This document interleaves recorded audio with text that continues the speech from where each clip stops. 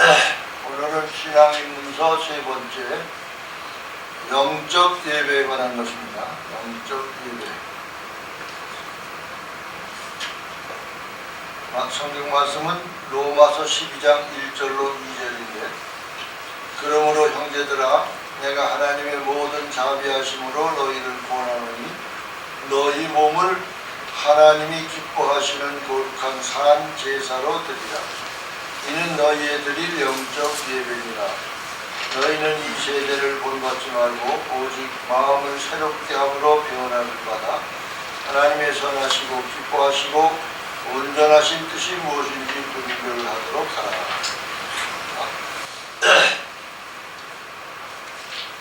예배라고 하는 것은 오직 하나님께서만 받으시는 행위입니다. 신자의 드릴 예배는 그래서 신령과 진정의 영적 예배입니다. 하나님을 믿는 사람들은 제일 먼저 하나님의 뜻을 알아야 됩니다. 하나님이 계획하고 계신 것과 더욱이 나에게 어떤 생각을 가지고 계신가, 이 문제를 아는 것은 필수적입니다. 왜 이런 말씀으로 시작을 하느냐면, 기독교인들은 어떤 일을 하든지 자기들의 생각 속에 있는 것은 다 하나님의 뜻이라 이렇게 말합니다. 그리고 이제 그것을 그렇게 행동을 해요. 물론 하나님의 뜻이어야 자신에게도 좋은 것 같이 아마 생각이 들기 때문에 그렇게 하겠죠. 그래서 기독교인들의 대화 중에는 항상 하나님의 뜻이라는 말이 참으로 많이 나옵니다. 그러면 정말 지금 기독교인들이 하나님의 뜻대로 신앙생활을 하고 있을까? 이런 문제입니다.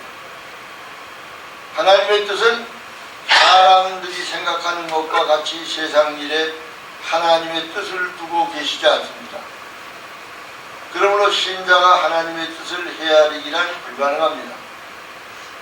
그런데도 불구하고 소위 신자라고 하는 교인들은 입만 벌리면 하나님의 뜻대로 살려고 노력을 한다느니, 자기가 하는 일이 하나님의 뜻에 부합된다느니 하는 말을 아주 쉽게 합니다.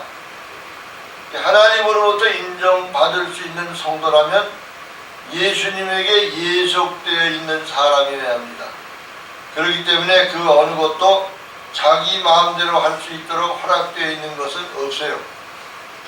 우리 성도는 자기가 믿음을 지키기 위해서 하나님의 뜻대로 하려고 노력하는 것이 아닙니다. 내가 예수님에게서 분리되지 않기 위해서 나를 오직 주님께만 내맡겨야 합니다. 그것이 가장 하나님의 뜻에 부합되는 성도의 생활입니다. 나는 하나님의 피조물입니다. 피조물 하면은 제품을 말할 수 있어요. 어떤 물건 같은 것으로 생각할 수도 있는 것입니다. 만드신 분의 제품이라는 것은 만드신 분의 소유물입니다. 교인들이 자기가 하는 일을 하나님의 뜻이라고 강조하는 것은 자기를 합리화하려고 하는 변명에 불과하다. 저는 그렇게 생각합니다.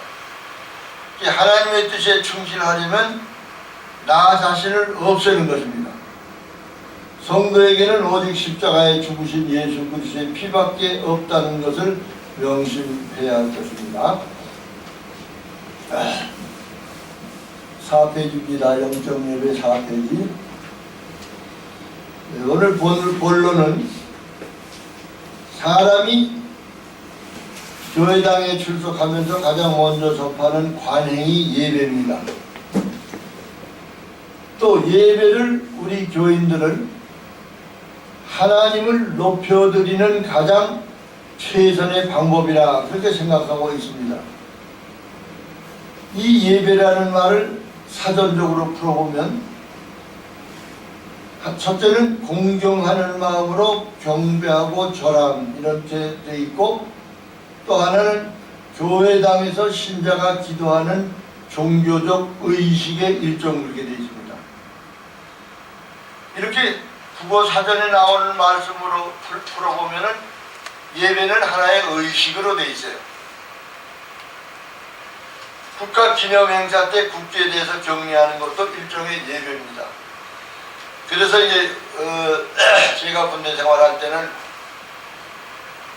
철저하게 이 국기에 대한 격려도 안 하는 사람, 이제 여기에 손대는 것도 안 하는 사람이 하나 있었어요. 그러니까 우리는 하여튼 그런 의식적인 것을 다른 것에다 대고 이렇게 하면은 신앙에 금이 간다 이렇게 해가지고 철저하게 안 하는 사람이 하나 있었어요. 그 문제는 일반 종교들이 하는 예배는 모두가 가시적이에요. 눈에 보이는 거예요. 불교는 부처 앞에서 예배를 드리고 각종 모든 종교들은 그들이 신봉하는 조작되어 있는 신 앞에다 예배를 드립니다. 사람의 손으로 만들어진 경배의 대상이죠. 그 사람들이 하는 거는. 그건 우상인 것입니다. 그런데 우리가 믿는 하나님은 아직까지 보았다고 하는 사람이 한 사람도 없어요. 물론 못 봤으니까 올바른 것이라고 생각할 수는 없지만 어떻든지 다른 종교와 구분할 때 하나님을 본 사람은 없습니다. 비록 하나님께 예배를 드리기 위해서 교회당에 나오는 사람도 하나님께 예배를 드리면서도 그 하나님은 보이지가 않는 거예요. 교회당에 나와 앉아 있어도 지금까지 그 하나님을 보았다고 하는 사람은 한 사람도 없었습니다. 그러면 우리 기독교인들은 어디에다 예배를 드려야 하느냐?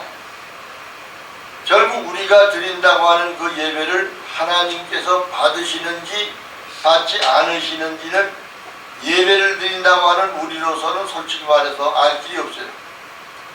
우리는 이걸 일단 인정을 해야 됩니다. 그런데도 이 예배라는 것이 중요하다는 것만은 분명한 것 같습니다. 무슨 말이냐면 요한복음 4장 24절에 보면 하나님은 영이시니 예배하는 자가 신령과 진정으로 예배할지니라 이런 말씀이 있는 것으로 봐서 보이지는 않지만 그 하나님에게 드리는 예배를 중요한 것으로 강조하면서 예배하는 태도를 말씀하시는데 바로 그것이 신령과 진정으로 예배입니다. 그러므로 보이지도 않으시는 하나님께 그것도 신령과 진정으로 예배를 드리라고 하는데 그러면 그 신령과 진정으로 드리는 예배라는 말의 의미는 무엇인가? 이걸 알아야 예배를 드리든지 찬송을 부르든지 할 것 아니겠습니까? 그런데 예배에 관해서 성경에서는 뭐라고 말하냐면은 요한복음에 보면 하나님은 영이시기 때문에 신령과 진정으로 예배를 드리라고 합니다. 또 로마서에서는 영적 예배를 드리라고 합니다. 더구나 영적 예배를 드리라고 하면서 우리의 몸을 하나님이 기뻐하시는 거룩한 산 제사로 드리는 것이랍니다. 영적 예배가. 오늘 예배에 관한 말씀을 드리기 위해서 로마서 12장의 말씀을 택했습니다. 신자라고 하면서 성경에 나오는 단어들의 의미를 바로 인식하지 못하면 그 의미가 하나님께서 의도하시는 것과 다르게 해석될 수 있다는 것을 잔소리같이 말씀을 드립니다만 여기서도 1절에서 하나님의 모든 자비하심으로 권한다고 하시면서 맨 처음에 접속사 그러므로라는 말이 나옵니다. 이 그러므로라는 접속사는 그러므로 이후에 나오는 말씀들과 그 앞에 나오는 말씀들 사이에 끼어있는 말인데 그것은 즉 앞에 있는 모든 말씀들의 내용과 밀접한 연관이 있을 때 쓰는 말입니다. 이 그러므로라는 접속사를 띄워놓고 해석하려면은 의미를 모르고 해석을 한다고 해도 괜찮을 정도로 이 그러므로라는 말은 아주 중요합니다. 그러니까 참고로 그러므로라는 말의 의미를 알기 위해서 본문 앞부분인 1장부터 11장까지의 내용을 요약을 해보면 영원히 영원히 죽을 수밖에 없는 죄인된 우리를 하나님의 자기 자녀를 삼으시기 위해서 하나님의 은혜와 긍휼과 자비로 부르시고 택하시고 의롭다 하시고 거룩하게 하시고 영화롭게 하셨다고 정리해서 말할 수 있습니다. 그런데 사도 바울은 이런 모든 것들을 간단히 한마디로 하나님의 모든 자비하심으로 된 것이라고 이야기하고 있습니다. 그러므로 신자는 우리 몸을 하나님이 기뻐하시는 거룩한 사한 제사로 드려야 한다, 이렇게 말했습니다. 이것이 신자들이 드려야 될 예배의 기본 정신이라고 했습니다. 마태복음 5장 7장 15절부터 28절까지의 내용을 보면 좋은 나무가 나쁜 열매를 맺을 수 없고 못된 나무가 아름다운 열매를 맺을 수 없다고 말씀하십니다. 가시나무에서 포도를 엉겅퀴에서 무화과를 따겠느냐? 당치도 않은 말이란 말입니다. 나무가 좋은 나무라면 반드시 열매도 좋다 이거예요. 주님의 말이 좋은 나무라고 한다면 그 열매는 반드시 좋은 열매일 것입니다. 주님의 말씀을 못된 나무라고 한다면 말할 것도 없이 그 열매는 나쁜 열매일 것입니다. 오늘 말씀드릴 주제가 예배입니다. 이 예배를 말씀드리기 위해서 로마서 12장 1절과 2절을 주 성경으로 택했지만 사실은 두 절만 가지고는 예수님께서 인간에게 제시하시는 영적 예배가 어떤 것인가에 대해서 설명이 잘 안 됩니다. 그래서 성경이 성경을 해석한다는 성경 해석의 원리에 따라서 다른 성경을 인용하니까 교재의 내용이 좀 길어지는 것을 양해하시기 바랍니다. 또 사실은 내용이 긴 것이 문제가 아니라 성경을 바르게 하는 것이 성도에게 유익이 될 것이라고 생각하면서 계속하겠습니다. 예수님께서는 귀신들을 쫓아내는 일들을 하셨습니다. 이것을 본 사마리안 바리새인들이 예수님을 힐난하면서 예수님을 바알세불을 입은 자라고 비난하니까 예수님께서는 그들에게 너희 자신들의 마음에 악독이 가득 차 있기 때문에 결국 나를 그렇게 보는 것이다, 이런 얘기예요. 그게 좋은 나무가 되지 못하기 때문에 너희들은 좋은 나무가 되지 못하기 때문에 너희들 입에서 나오는 말도 그런 말밖에 나올 것이 없지 않느냐, 이런 말씀입니다. 그런데 문제는 우리 인간이 좋은 나무가 되어야 하겠다고 마음을 먹어서 좋은 나무가 되는 것이 아니라는 사실입니다. 또 예수는 포도나무이고 하나님은 농부라고 말씀하시면서 우리는 포도나무의 가지다, 그렇게 말씀하셨습니다. 농부는 농사를 지으면서 좋은 열매를 맺지 않는 나무는 차라리 찍어버린다고 하셨고, 그러므로 나무가지인 우리 신자들은 지켜 버려짐을 당하지 않기 위해서는 나무인 예수 그리스도에게 붙어 있어야 한다고 말씀하셨습니다. 우리 마음대로 할 수 없다는 말입니다. 성경을 읽으면서 그냥 읽으면 된다는 색으로 읽지 말고 자세히 살펴보시기 바랍니다. 욥은 아브라함 시대 사람입니다. 그런데 욥기서를 보면 성경 기록상의 위치가 시가서에 포함되어 있습니다. 시대적으로 훨씬 위의 인물인데 왜 아브라함보다 한참 뒤인 시가서가 기록된 부분에 같이 휩쓸려서 욥기서를 기록해 놓았을까? 이러한 문제를 눈여겨볼 필요가 있습니다. 왜 벼랑한 욥에 대해서 말씀을 드리는가 하면 우리는 보편적으로 욥기를 읽으면서 그 욥의 신앙을 성경에 나와 있는 신앙의 모습보다 더 좋은 믿음으로 표현을 하려고 노력을 합니다. 그리고 욥과 세 친구를 비교하면서 욥의 친구를 욕하기 위해서 기록한 것처럼 내용을 말하는 경우가 있습니다. 그러나 욥기를 통해서 나타내시려는 하나님의 의도는 모든 역사는 하나님의 주권에 속한다는 것을 말씀하기 위해서 욥기를 기록한 것입니다. 하나님께서 내 마음대로 한다 이거예요. 비가 와야 되겠다? 바람이 분다? 이런 것들이 너희들이 원해서 주는 것이 아니라 그런 거예요. 기울기를 빌려서 내가 비를 주고 바람을 주는 줄 아느냐? 너희가 소원해서 내가 주는 줄 아느냐? 아니다. 내 성품 속에 있는 나의 자비 때문에 준다. 욥을 그렇게 한 사람으로 성경에 올리면서 하나님께서는 욥을 통해서 하나님의 주권, 하나님의 자비하심, 하나님의 신실하심, 하나님 자신이 생명의 주인이심을 설명하고 있습니다. 이걸 알아야 돼요. 자, 생각해 보세요. 멀쩡한 욥에게 벼랑간 별별 재난을 다 주는데 그 중에서도 자기 식구들을 다 죽여버리는 거예요. 그런데 욥은 죽이지 않고 죽을 만한 병을 주시고, 근데 그게 나중에는 그 이전에 있던 가족보다도 더 많은 가족을 이루게 하셨고, 또 재산도 한꺼번에 다 불태워버렸지만 그 재산도 그 이전의 것보다 더 많게 하시는 이런 것들이 과연 하나님께서 변덕적이라 그런가?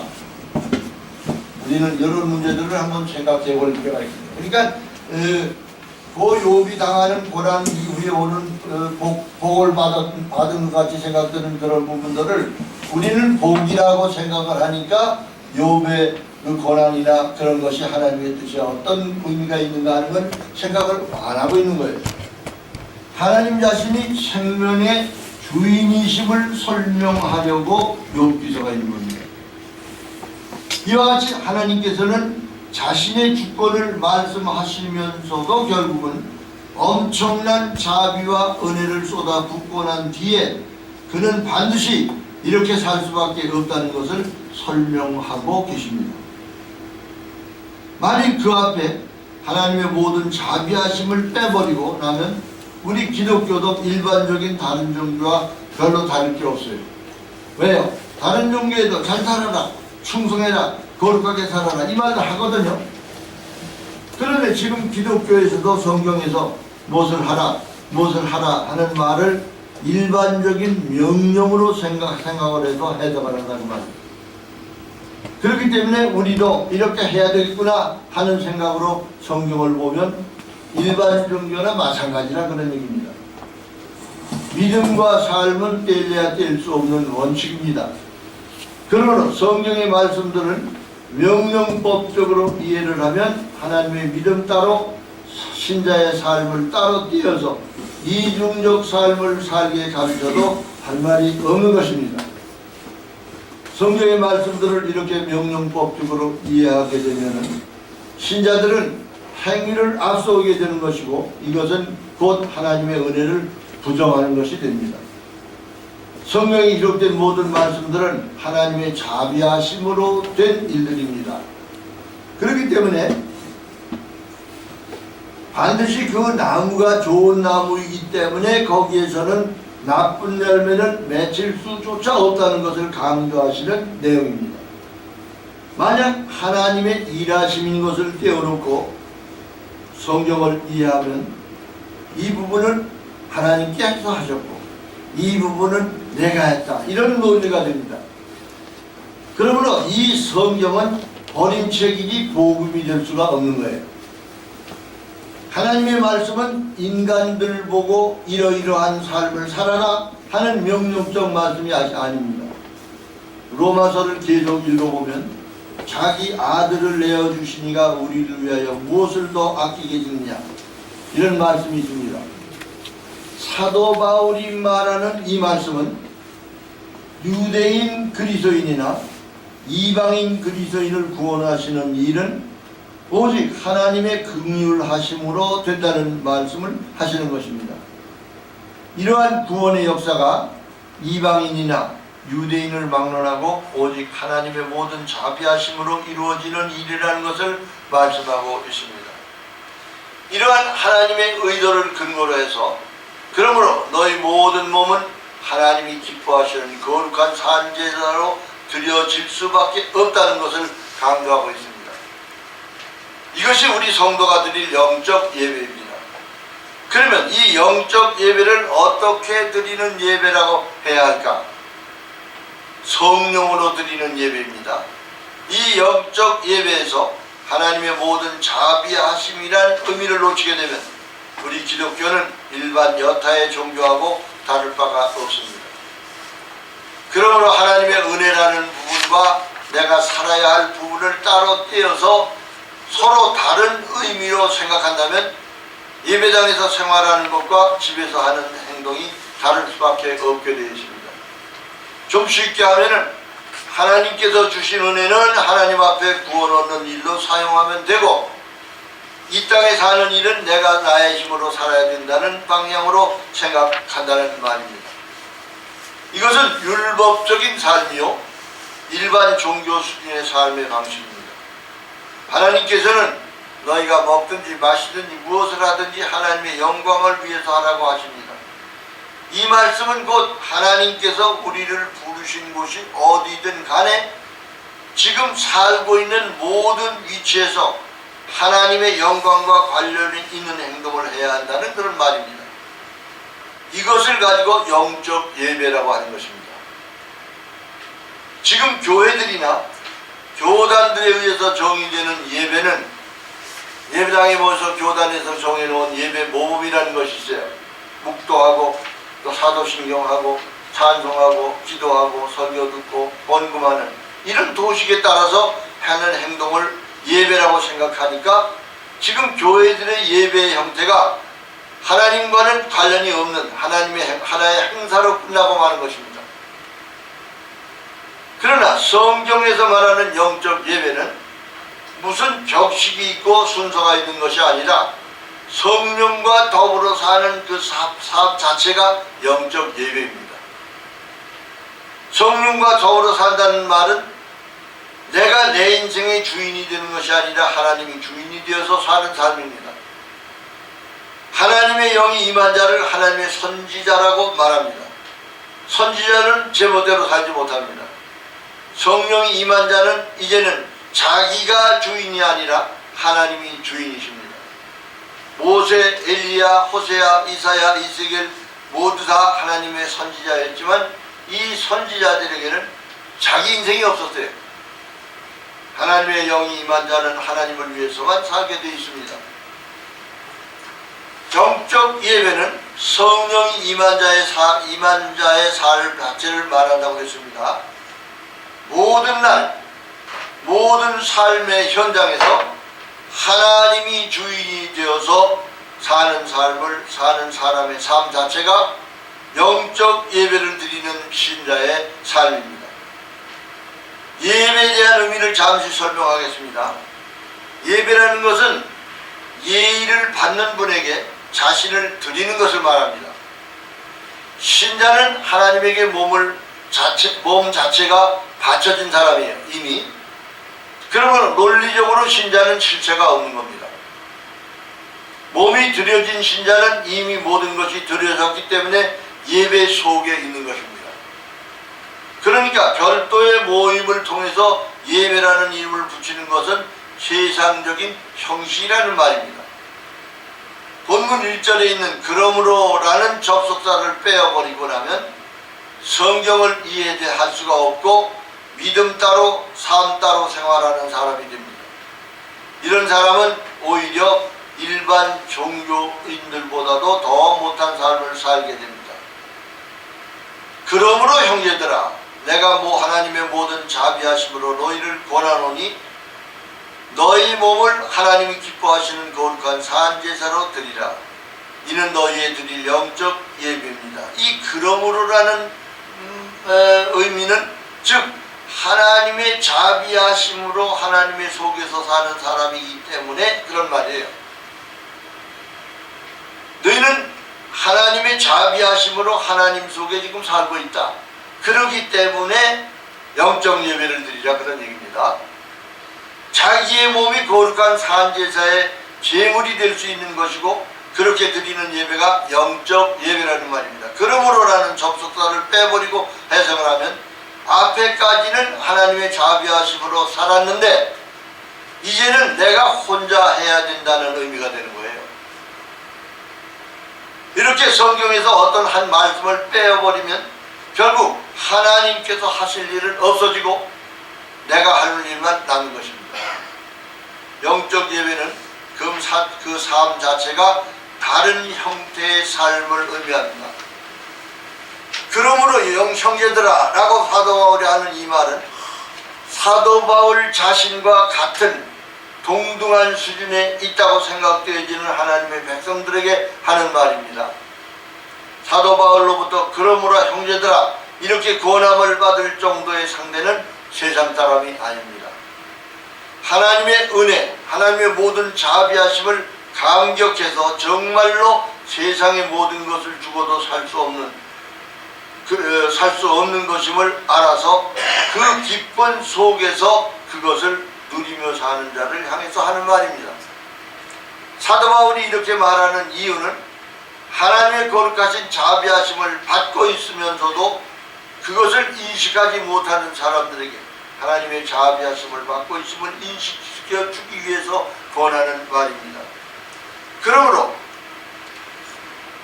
이러한 하나님의 권함을 받는 자는 하나님께서 주시는 영광의 자리에 설 수 있다는 사실을 생각하며 감사할 수 있어야 합니다. 사도 바울이 너희 몸을 하나님의 거룩한 산제사로 드리라는 이러한 권면을 할 만큼 하나님의 자비하심을 입고 살아가고 있었기 때문에 이러한 권면이 자연스럽게 나왔을 것입니다. 아무에게나 그런 말을 할 수가 없어요. 그리스도인이란 육신의 몸을 입고 이 세상을 살아가는 동안 그 삶 자체가 하나님께 드리는 예배, 어떻게 해서 예배가 신자의 삶과 같은가에 대해서는 다음에 나옵니다만 그것이 어떻게 하나님께 드리는 예배가 되어야 한다는 사실을 알아야 합니다. 이스라엘 사람들이 광야에서 예배를 드리기 위해서는 장소가 필요했습니다. 성막이죠. 가나안으로 들어간 다음에는 성전이 있었습니다. 또 예배 드리는 날짜도 정해져 있었습니다. 그리고 예배 드리는 사람도 정해져 있었습니다. 아무나 드릴 수 있는 것이 아닙니다. 그래서 제사장이 제사를 드리는 동안은 소위 성도들은 밖에서 기다려야 했습니다. 밖에 날씨가 덥던 춥던 비가 오던 눈이 오던 그 제사장을 통한 예배 의식이 끝날 때까지 밖에서 기다려야 했습니다. 그러니까 오늘날 목사가 마치 자신이 제사장인 것 같이 말하는 사람은 성경을 아는 지식적으로도 무식한 목사입니다. 이러한 목사는 곧 마귀 새끼나 마찬가지입니다. 마귀 새끼에게 욕하는 것이 잘못됐습니까? 욕하는 이유도 모르고 목사가 어떻게 목사를 욕하느냐고 말하는 목사도 역시 마귀 새끼지 뭐 별 수 있냐 이 말입니다. 그러니까 목사가 제사장이라면 오늘날의 교인들은 예배당 안에 들어올 수가 없고 교인들은 소위 안식일이라고 말하는 주일날마다 교회당 밖에 길을 메우고 서서 기다려야 하는 것입니다. 그런데 지금은 예수님께서 친히 성전이 되셨습니다. 이제는 예수님이 계신 곳이 하나님께 예배하는 곳입니다. 그 예수님이 우리 속에 와 계심으로 성도가 하나님의 성전이 된 것입니다. 이와 같이 성전된 우리 몸은 그 누구의 간섭도 받지 않고 성도가 직접 하나님 앞에 제사를 드리게 된 것입니다. 자, 그러면 제물이 뭐냐? 오늘 이제는 또 제물에 관한 내용을 말씀드리겠습니다. 제사를 드리려면 제물이 있어야 되는데 제물은 어디 있습니까? 하나님의 자비하심을 입은 나의 몸 자체가 이미 제물이 된 것입니다. 내 인생의 삶 자체가 제물이 된 것입니다. 지금 우리는 하나님을 만나기 위해서 예루살렘 성전까지 올라가야 하는 존재가 아니에요. 요한복음 4장에서 예수님이 사마리아의 수가성 여인을 우물가에서 만났습니다. 이때 예수님께서는 이 자리도 말고 예루살렘 성전에서도 말고 진정으로 예배할 때가 온다. 그것이 어디냐? 여인이 질문을 했어요. 예수님께서 여인에게 다시 말씀하십니다. 여자야, 너희 조상들은 알지 못하는 것에 예배를 했고 우리는 아는 것을 예배하는데 이것은 구원이 유대인에게서 나는 것이다. 아버지께 참으로 예배하는 자는 그렇게 하지 않고 오직 신령과 진정으로 예배할 때가 온다. 그때가 이때다. 아버지께서는 이렇게 예배하는 자를 찾으신다. 그리면서 하시는 말씀이 하나님은 영이시니 예배하는 자는 신령과 진정으로 예배할지니라. 여자가 다시 묻습니다. 예, 알겠습니다. 그런데 이 모든 것을 하기 위해서 메시아가 오실 줄 아는데 그분이 오시면 우리도 그렇게 됩니다. 우리에게 아마 더 완전히 가르쳐 주실 것입니다. 이렇게 얘기를 했어요. 근데 거기에 대한 예수님의 대답이 이분이 오시면 어떻게 예배하실 것인가 분명히 말씀하실 것이다. 그런데 그가 누구냐? 바로 나다 이거예요. 네 앞에 서 있는 내가 예배를 받을 예수다. 이렇게 말씀하시면서 예배에 대한 정의를 말씀해 주신 것입니다. 주님이 오신 이후 지금의 예배는 장소가 아닙니다. 날짜가 아닙니다. 신령과 진정으로 예배해야 됩니다. 이러한 예수님께서 말씀하시는 예배의 의미는 구약에서 말하는 장소적인 예배를 말하는 것이 아닙니다. 예수님께서 땅에 오셨기 때문에 예배의 의미가 바뀌어버렸습니다. 그런데 지금의 예배는 어떻습니까?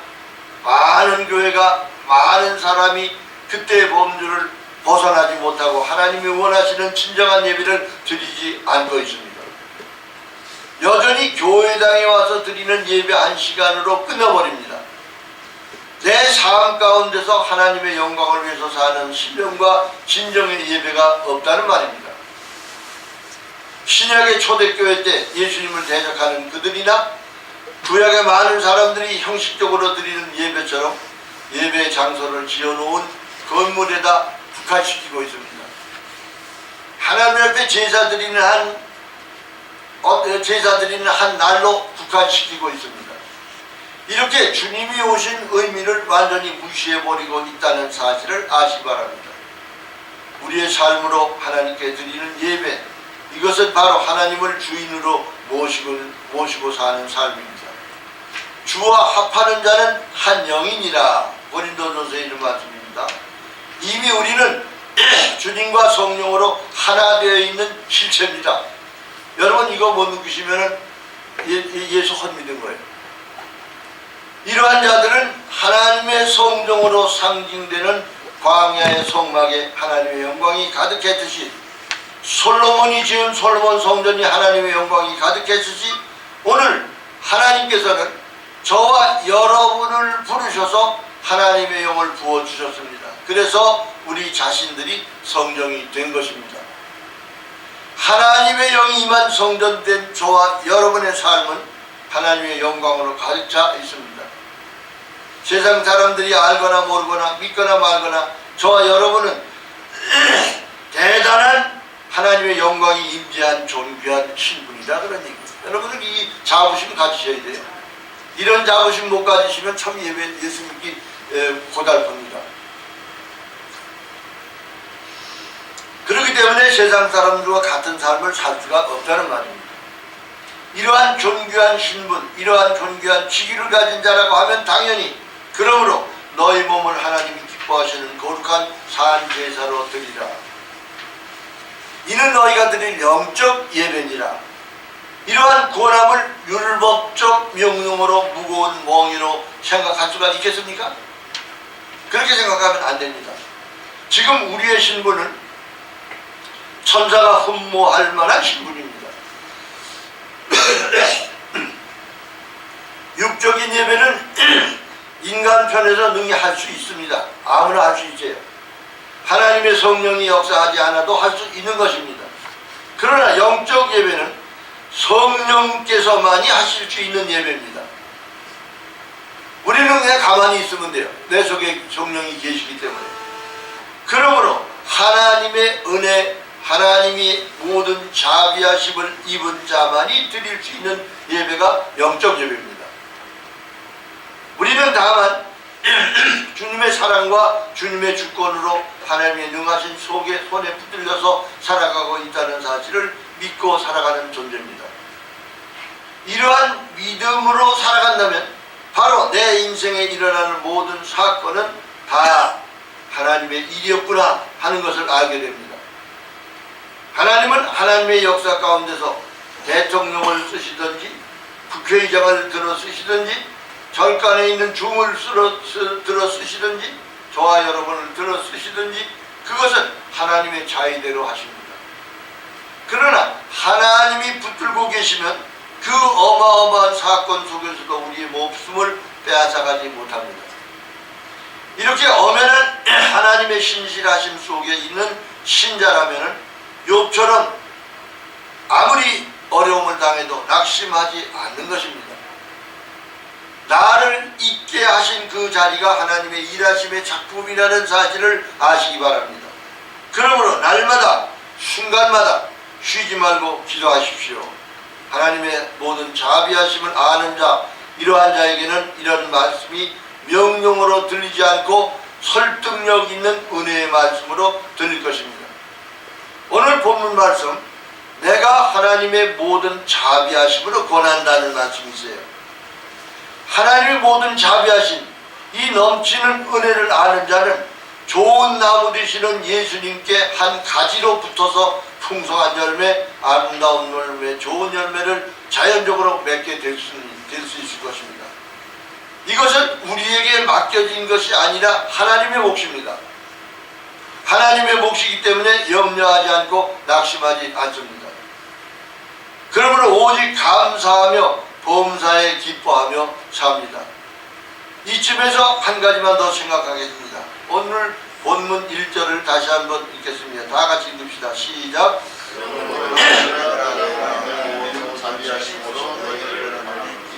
너희 몸을 하나님이 기뻐하시는 거룩한 사랑을 사사로 드리라. 이는 너희의 드릴 영적 예배이다. 자, 여기에도 이제 영적 예배라는 말이 나오는데, 그러면 지금까지 말한 영적 예배가 뭐냐? 지금 모든 종교들이 예배라는 것을 드린다고 합니다. 기독교도 마찬가지로 예배 드리는 것을 아주 중요하게 생각합니다. 이러한 인간이 자신을 섬기는 방법은 여러 가지 있지만 공통적인 것이 예배입니다. 예배를 통해서 신을 섬기는 행위가 나오는 것으로 생각합니다. 그리고 예배는 정성이 들어가야 한다고 말합니다. 여러분, 정말 이런 말들이 맞을까요? 기독교도 이렇습니까? 성경의 영적이라는 말과 우리 일반 기독교가 말하는 영적이라는 말과는 그 개념이 전혀 다릅니다. 우리 기독교인들도 이 영적이라는 부분은 눈에 보이지 않는 부분일 것이라 그렇게 생각합니다. 영적이라고 했으니까 보이지 않을 것이다, 이런 가정을 하는 것입니다. 예배는 신령한 부분일 것이다 라는 생각입니다. 이 부분은 우리의 정성, 우리의 마음을 보시는 부분이라고 생각해 버립니다. 그런데 이 1절 본문 말씀에 무엇을 산제사로 드리라고 했습니까? 제사라는 말이 중요한데 제사를 드린 데는 제물이 필요합니다. 그러면 제물을 어떻게 하라고요? 제물로는 네 몸을 드리라고 합니다. 나는 너희 몸을 하나님이 기뻐하시는 거룩한 산제사로 드리려고 했습니다. 그러니까 나 자신이 하나님께 드려질 수 있는 거룩한 제물이 되는 것입니다. 몸을 드리는 예배가 너희의 드릴 영적 예배다. 여기에서 영적이라는 말의 의미가 무엇인가 잘 이해하세요. 우리의 몸을 산제사로 드리는 것이 영적이랍니다. 아주 구체적으로 말씀하고 있습니다. 인간이 생각하는 예배의 모습은 우리의 정성, 헌금을 해도 자원하는 마음으로 드리고 돈도 깨끗한 돈으로 바꿔서 좀 다리미질도 한다. 그전에는 하라고 시켰어요, 목사들이. 그래서 빳빳하게 드리라고. 주일도 좀 거룩하게 지킨다고 해서 다른 일도 하지 않고 이렇게 예배를 드리면 분명히 하나님께서 이 예배는 받으시겠지. 성경을 들고 다녀도 하나님의 말씀이니까 소중하게 거룩한 마음으로 가지고 다녀야 되겠지 하는 생각을 해야 경건하다고 자기가 느껴지는 것입니다. 그러니까 영적이라는 말을 우리 기독교인들은 그저 추상적인 것으로만 느낄 뿐이에요. 자기가 영적이라고 생각하면 그것이 영적인 것이 되는 것으로 생각하려고 합니다. 이렇게 말하는 게 제 말이 틀렸습니까? 이 본문의 말씀은 많은 교인들이 주일날 모여서 예배하고 건금하고 교회를 위해서 봉사하는 것들이 신자가 할 의무로서 그것을 하면은 마치 영적 예배를 드린 것 같이 여겨버리는 현실 상황을 머리에 두고 이 문제를 접근해야 됩니다. 그저 마음으로 생각으로 그냥 정성이 깃들면 되는 쪽으로 영적이라는 말을 생각하지 마세요.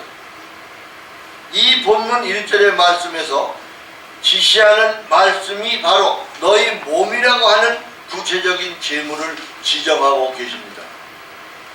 그리고 드리는 방법에 조건이 붙어 있어요.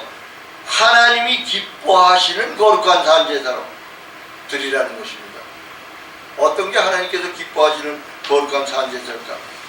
우리 인간이 좋은 방법대로 드리는 것이 아니라 하나님 자신이 기뻐하실 수 있도록 하나님 자신이 기뻐하시는 거룩한 산제사로 드립니다. 내 좋은 대로 드리는 것이 아니에요. 우리 인간들은 이 예배의 강조점을 몸은 빼버리고 하나님이 기뻐하신다는 이 말도 빼버리고 엉뚱한 데다 둡니다. 교인들은 이러한 우리의 정성을 정의하기를 우리가 하나님께 제사 드리고 11조하고 구제하고 금식하고 하는 것. 그런데 기독교인들은 이런 것들을 하나님의 백성의 자리에 굳게 서 있는 조건인 것 같이 생각을 합니다. 이것을 하나님께서 기뻐 받으시는 그러한 예배로 생각을 하는 겁니다. 그러나 이러한 것을 자신의 신앙의 가장 든든한 기둥으로 생각하는 사람은 하나님의 영적 예배라는 것을 전혀 모르는 사람입니다. 그런 것을 보고 예수님께서 나무라시니까 그들은 자기들의 거룩한 종교 행위에 대해서 흠집을 내려고 하는 예수님을 바로 십자가에 매달아 예수님을 용납하지 못한 것입니다. 지금 로마서의 말씀을 가지고 예배를 설명합니다. 우리가 로마서에서 신앙생활을 하고 있는 이방인 그리스도인들에게 보낸 편지거든요. 로마서가. 그 이방인 그리스도인이라는 것은 로마 사람들을 말하는데 그 로마에는 여기 나오겠지만 로마에는 유대 백성들도 가서 살고 있었거든요. 근데 그 로마의 유대 백성들을 통해서 예수를 믿게 된 사람들이 있었어요. 그래서 예수를 믿는 그 자체가 로마에는 로마 사람들은 이방인이니까 그래서 이방인 그리스도인이라고 표현을 합니다. 근데 이 말씀의 본문이 로마서 12장까지니까 1장부터 11장까지에 나타나는 말씀들은 이 예배에 관한 의미가 포함되어 있다고 봐야 됩니다. 아주 중요한 말씀이 나오더라고요. 초반부터. 그런데 12장 초두에 이런 말씀이 나오는 것은 정작 영적 예배에 대해서는 이방인 그리스도인들이 모르고 있을 것이라고 생각하고 사도 바울이 이런 말씀을 기록한 것이 아닌가 그렇게 생각이 듭니다. 사도 바울은 영적 예배를 드리라고 말하면서 지금 우리의 몸을 요구하고 있습니다. 우리의 몸을 요구한다고 하는 사실을 알아야 돼요. 이 몸을 드리는 것을 영적 예배라고 하십니다. 몸을 요구하신다니까. 그러면 이제 이삭과 같이 우리 몸을 각을 떠서 불에 태워 죽여야 되겠구나 이렇게 생각을 하십니까? 지금 성도들은 하나님의 말씀대로 제물을 바치면 제사가 되는 줄 알고 처음 난 곡식은 하나님께 바치면 그것이 하나님께서 기뻐 받으시는 감사의 예물이 되는 줄 알고 맥주 감사절, 출 감사절 지내면 그것이 하나님께 감사를 드리는 것으로 생각을 합니다. 11조 바치면 하나님께서 기뻐 받으시는 믿음의 중요한 중표인 줄 여겼던 사람들이 유대인들입니다. 다시 말씀드리면 유대인들이 생각하는 하나님께 드리는 예배의 본질은 제사를 원하시고 하나님이 주셔서 얻은 열매 곡식들을 하나님 스스로 받으시기를 원하시고 소득의 11조를 얻으시기를 원하시는 것으로 생각한 것입니다. 그런데 유대인들이 한 가지 모르는 게 있어요. 하나님께서 자신의 몸을 원하신다는 사실을 미처 모르는 겁니다. 이러한 어리석은 이스라엘 백성들의 종교적 양상이 지금 우리 대한민국 교인들에게 그대로 나타나고 있습니다.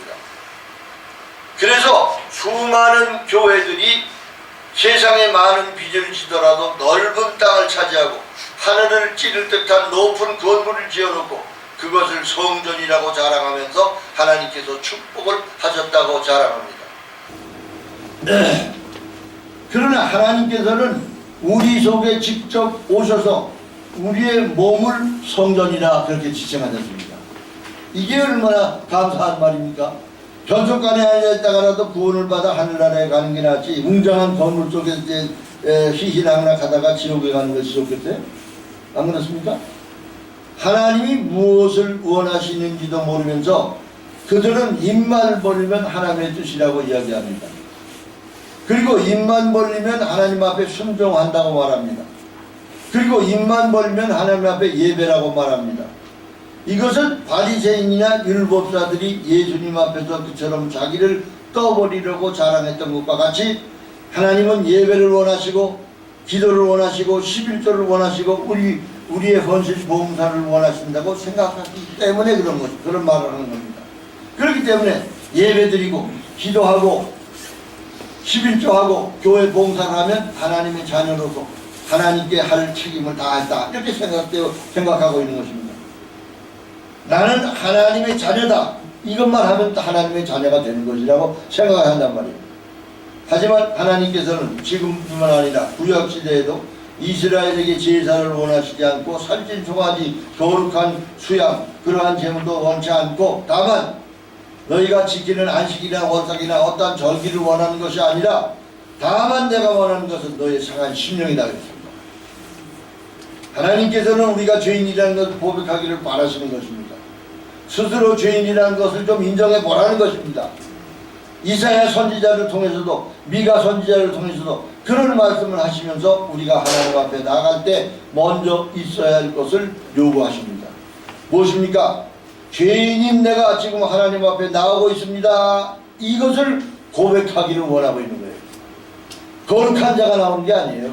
죄인이 나오는 곳이 바로 하나님 앞입니다. 죄인인 내가 지금 하나님 앞에 나오고 있는 것입니다. 나는 죄인이기 때문에 나 스스로 하나님을 만나고 싶다고 해서 하나님 만나주시는 것이 아니라 자신이 죄인이라고 고백하는 상한 심령을 가지고 있는 성도를 찾아오셔서 만나주시는 것을 믿으시기 바랍니다. 할렐루야. 이것이 하나님의 소원이에요. 우리는 지금도 역시 헌금, 예배, 안식일 이 지키려고 하는 노력들이 하나님과 내가 자녀와 아버지의 관계를 맺고 있는 것으로 생각을 한단 말이에요. 그래서 이런 것을 다 하면 신자라고 자위합니다. 혹시 이런 말을 하니까 여러분한테 예배드리지 말라는 말로 드린다든지 11조 하지 말라는 말로 드립니까? 주일 지키지 말라는 말로 드리지 마세요. 다만 이런 것을 가지고 하나님께 할 것을 다 했다고 생각을 하고 이것을 가지고 자기가 하나님께 자기의 몸을 다 드렸다고 착각하지 말라는 말씀입니다. 하나님께서는 우리의 몸을 하원하시는데도 불구하고 여전히 우리의 몸은 우리 것이라고 생각하는데 문제의 심각성이 있는 것입니다. 그러면 어떻게 하는 것이 우리 몸을 거룩한 산재로 드리는 것일까? 몸을 드리라는 말씀은 내 몸이 내 것이 아니라는 것을 인정하라는 뜻입니다. 너희 몸을 하나님의 기뻐하시는 거룩한 산재로 드리라는 것입니다. 구약에서 제사를 드리면서 제물로 바치는 것은 자기 것이 아닙니다. 그 뜻이에요. 그러니까 너도 네 아니다 이 말이에요. 제물은 제단에 바치는 끝입니다. 죽이는 것입니다. 그러니까 제물로 바쳐진 내 몸은 바쳐진 이후에는 내가 사는 것이 아니라 내 안에 그리스도가 사는 것입니다. 그러므로 몸을 드리라는 말은 내 몸은 내 것이 아니라는 것을 알라 그런 얘기예요. 성경을 가만히 보면은 아주 차례대로 논리적이에요. 내 몸이 내 몸이 아니라는 의미를 이런 데서 딱딱딱딱 짚어내 주신단 말이에요. 너희 몸을 거룩한 산제사로 드린다고 할 때 주님께서 주신 이 몸을 주님께서 다시 돌려드린다 이 말입니다. 그러니까 신앙적으로 훌륭해져라 고상해져라 그런 말이 아니에요. 여러분 우리가 아무리 목욕을 수십 번 수백 번을 한다고 깨끗해집니까? 우리는 본질상 진노의 자식이요 죄로 말미암아 영원히 죽을 수밖에 없는 신분임을 알아야 합니다. 우리는 이 죄값으로 한 번은 죽게 되어 있습니다. 썩어지는 몸입니다. 그래서 사도 바울이 날마다 죽노라. 내 몸, 즉 겉사람은 날마다 후패해진다고 고백했습니다. 이 겉부분은 어차피 죽어야 할 몸입니다. 육신 덩어리는 내 몸으로 생각하지 마세요. 내 몸이 아닙니다. 우리는 늘 머릿속에 피조물이라는 사실을 잊지 말라고 저는 강조합니다. 계속해서 하나님께서 몸을 받으시겠다는 것은 하나님께서 사신 부분이 있습니다. 산다는 거, 샀다는 겁니다. 하나님이. 이게 어느 부분이냐 하면 예수님이 함께한 부분입니다. 사도 바울이 말씀하시는 내가 사는 것은 내가 사는 것이 아니라 내 안에 그리스도가 사신 것이다. 이 그리스도가 사시는 몸, 이 몸을 하나님께 드리는 것입니다. 그리스도와 관계없는 사람은 사람의 몸을 하나님이 받으실 필요가 없어요. 하나님께서 값을 치르고 이미 사셨습니다. 그러니까 우리는 우리 것이 아닙니다. 이것만 확실히 이해하는 신자라면 그 사람이야말로 참 신자입니다. 참 값으로 사신 바 된 몸, 이것은 내 몸이 아닙니다. 하나님께서 핏값으로 사신 것이기 때문에 내 몸이 아니므로 달라고 하실 때는 언제나 드릴 수밖에 없습니다. 마땅히 생명도, 내 몸도, 시간도, 물질도 이제는 주님으로부터 왔으니 주님의 것입니다. 주님 마음대로 주님이 원하신 대로 쓰십시오. 이것이 주님께 드리는 삶입니다. 주님 뜻대로 사용하시옵소서. 이것이 거룩한 산 제사입니다. 이것을 다른 말로 영적 예배라고 합니다. 그런데 이게 정말 될까요? 이런 일을 하려면 하나님의 성령이 오셔야 가능한 일입니다. 그러면 어떻게 사는 것이 영적 예배인가? 본문 2절을 다시 한번 다시 읽어봅시다. 시작. 너희는 이 세대를 본받지 말고 오직 마음을 새롭게 함으로 변화를 받아라. 하나님의 선하시고 기뻐하시고 온유하신 뜻이 무엇인지 분별하더라. 자, 이 말씀은 로마서 6장 13절에도 또한 너희 지체를 불의의 병기로 죄에게 드리지 말고 오직 너희 자신을 죽은 자 가운데서 다시 산 자같이 하나님께 드리며 너희 지체를 의의 병기로 하나님께 드리라. 이 세대를 본받지 말라는 것은 세상 사람들이 살아가는 모습을 따라가지 말라는 말이에요. 그런데 우리는 그 세상 사람들을 따라가는 정도가 아니라 그 사람들보다 더 앞서가게 해달라고 하나님께 울부짖고 있어요. 맞습니까? 제 말이? 안 그렇습니까?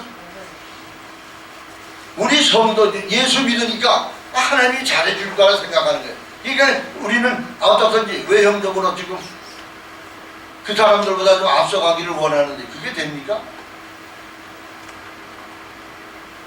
우리 성도가 성도의 자리를 지키려면 성도가 가지고 있는 모든 것을 다 빼앗겨도 상관없습니다. 그러나 단 한 가지, 목숨이 없어지는 한이 있어도 하나님의 말씀만은 빼앗겨서는 안 됩니다.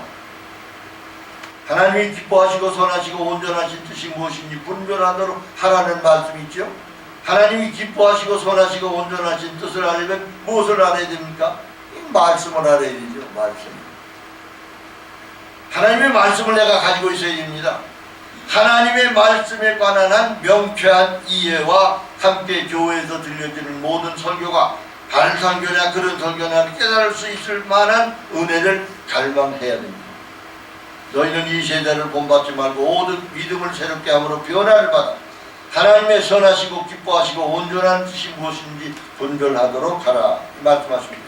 이 말씀은 어느 특정한 사람에게 말씀하시는 말씀이 아닙니다. 모든 그리스도인이 바로 하나님의 선하시고 기뻐하시고 온전하신 뜻이 무엇인지 분별할 수 있는 그러한 소원을 가져야 합니다. 오늘 이 말씀 가운데서 새롭게 된 사람은 자신이 자신의 인생의 주인이 아니라는 것을 알아야 합니다.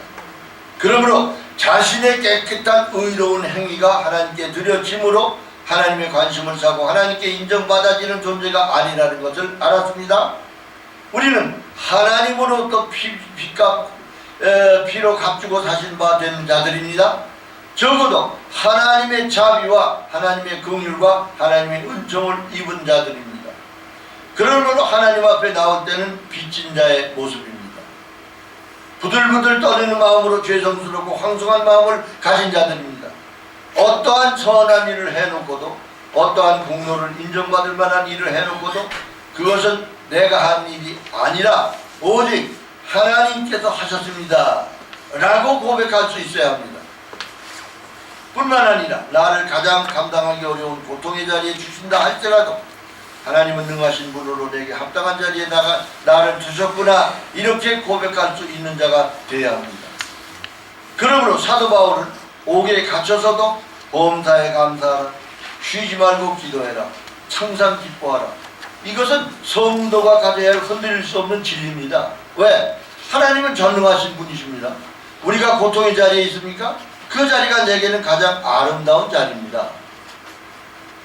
하나님의 독생하신 이 아들 예수 그리스도가 벌거벗은 몸으로 십자가에 매달리시는 그 현장이 하나님 보실 때는 가장 하나님의 소원에 담겨있는 자리입니다. 이걸 믿으십니까? 아들 예수가 죽으시는 것이 하나님 마음에 가장 흡족한 자리이기 때문입니다. 하물며 오늘 저와 여러분이 어떠한 고통의 자리에 있다고 죄 없으신 예수님이 죽으시는 그 자리도 하나님이 기뻐하시는데 우리가 어떻게 하나님을 원망할 수 있겠습니까? 그러므로 우리는 범사에 하나님께 감사해야 합니다. 그러니까 기뻐할 수밖에 없는 것입니다. 감당기 어렵습니다. 그래서 쉬지 말고 기도하라고 합니다. 그러므로 우리가 무엇인가 달라기 위해서 기도하는 것이 아니라 연약함을 느끼고 하나님을 믿는데 감당기 어려운 외부적인 어떤 어려움이 닥칠 때 그래서 기도하라는 것입니다. 이 어려운 고난의 자리를 잘 감당할 수 있도록 힘을 주십시오. 원망하지 말게 하십시오. 내가 당하는 이 고통의 자리에 나 혼자 있게 마시고 하나님의 영으로 함께 있게 해주시옵소서. 그렇게 하나님께 기도하는 것입니다. 피하게 해주십시오. 왜 내게 이런 어려움이 닥치게 내버려두니까? 이런 건 기도가 아니에요. 이런 것이 왜 기도가 아닌가 설명을 하겠습니다. 내가 뭐라고요? 하나님의 것입니다. 그러면 하나님은 자기 것을 가지고 무엇인가 하실 일을 하시지 않겠습니까? 인간이 그렇게 좋아하는 부자도 되게 하시고 부귀영화도 사실은 하나님이 주시는 것입니다. 그러나 그 사람이 두려워하는 병마도 있게 하시고 때로는 죽게도 하십니다. 이러한 고통의 과정이 우리 신자들을 연단하시는 과정입니다. 그것은 곧 하나님의 백성을 하나님 마음에 들도록 하시기 위해서 훈련하는 과정입니다. 여러분, 운동선수가 고된 훈련이 무서워서 훈련을 포기하고 세계 최고의 선수가 될 수 있습니까? 하늘나라에서 하나님의 백성으로서의 자격을 갖출 수 있을 때까지 우리 신자들은 이 세상에서 가진 시련을 다 겪으며 살아나가는 것입니다. 이것은 내가 시련에 들어가고 싶어서 가는 것은 물론 아닙니다. 그러나 여기에 하나님의 계획이 개입되어 있습니다. 그런데 당해야 할 훈련의 과정이 하나님을 통해서 주시는 이 연단의 기간을 없게 해달라든지 없게 해달라고 한다면 하나님의 계획이 어떻게 되겠습니까? 차질이 생길 거 아니겠습니까? 아주 훌륭하게 하나님의 계획을 수행하시는 것이 되겠습니까? 여기에 대한 해답은 여러분이 직접 하시고 행동이나 기도로 여러분의 생각에 맞춰서 하십시오. 저는 더 이상 말씀을 드리지 않겠습니다. 여러분, 성도라고 하는 이 값진 이름을 가진 우리는 사는 것이 내가 사는 것이 아닙니다. 내 힘으로 사는 것이 아닙니다. 그리스도께서 공급하신 힘으로 사는 것을 잊지 마시기를 바랍니다.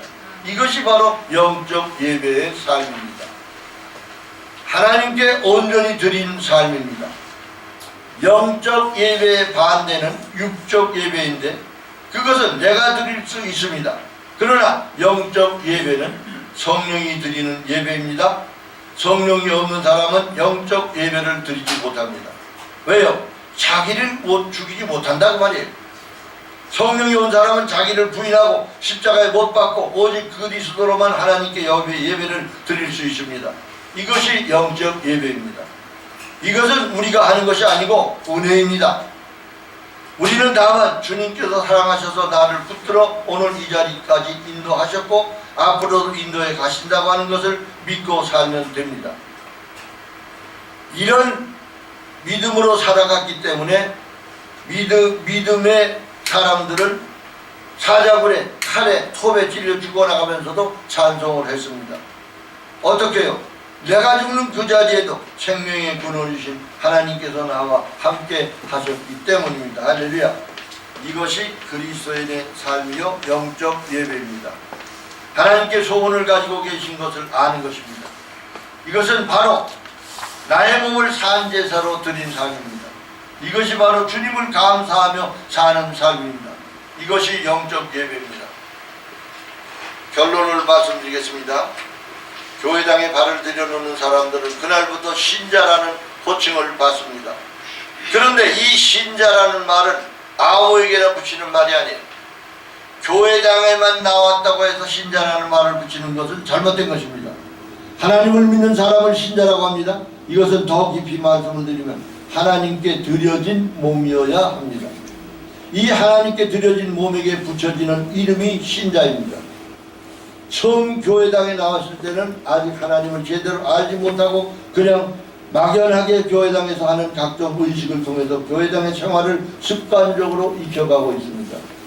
그렇기 때문에 교회당에 시간이 맞춰 나와서 목사를 통해서 집행되는 의식대로 따라하고 시간이 끝나서 집에 가면 그것이 바로 신앙생활의 의미를 다하는 것 같이 인식해버리고 있습니다.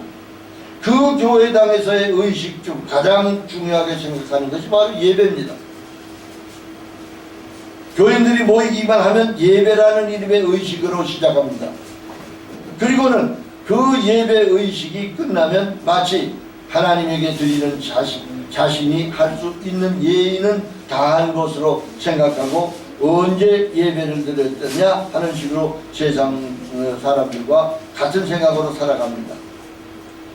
오늘 교재는 아주 중요한 예배에 대한 말씀입니다. 왜 이것을 중요하게 생각하고 말씀을 드리는가에 대해서는 이미 교재 속에서 다 말을 했기 때문에 긴 설명을 할 필요는 없겠습니다만 신자가 되려면 이 예배가 무엇인지를 더 확실히 알아야 합니다. 예수님께서 이 땅에 오시기 전에 예배와 하느님께서 오신 이후의 예배는 분명히 다릅니다. 여러분들이 지금까지 이 말씀을 들으시고 과거에 생각하시고 또 교회에서 행하고 있는 예배가 얼마나 다른 기준으로 행해지고 있었나를 생각하게 되었을 것입니다. 우리가 신자가 되어 하나님께 드리는 예배는 참으로 중요합니다. 그런데 그 중요한 예배를 하나의 의식으로 생각한다면 그러한 예배는 하나님께서는 받지 않으신다고 친히 말씀하셨습니다. 여러분들은 오늘 이 말씀을 통해서 예배에 대해서 인식하셨습니다. 오늘 말씀을 통해서 알게 된 여러분이 드리는 이 예배를 참으로 하나님이 받으실 수 있는 예배로 들으시기를 바랍니다. 감사합니다.